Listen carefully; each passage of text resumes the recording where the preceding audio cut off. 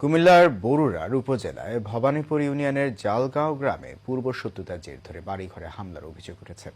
ভুক্তভোগী মোহাম্মদ আবাদ মিয়া জানান, বিগত কয়েক বছর যাবৎ একই গ্রামের আব্দুল হকের ৩ ছেলে সন্ত্রাসী দিয়ে তাদের 2 ভাইয়ের বাড়িঘরে হামলা চালিয়ে আসছে। দফায় দফায় হামলায় কয়েকজন গুরুতর আহত হয়েছেন।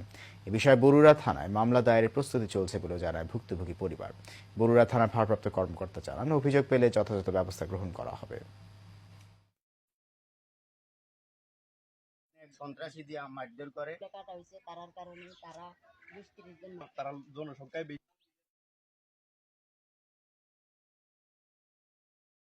অনেক মারধর করে। ইয়া আছে সন্ত্রাসের ফাটি আনে তারা নামাই না। তারপরে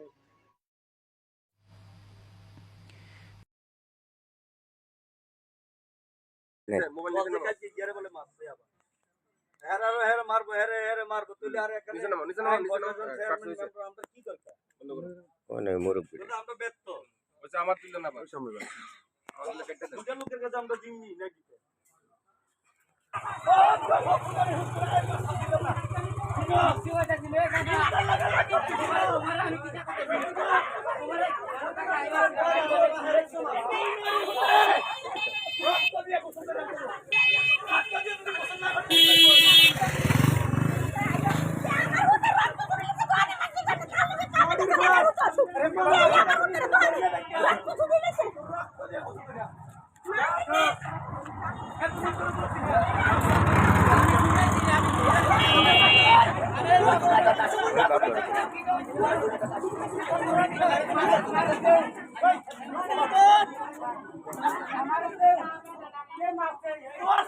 আমাদের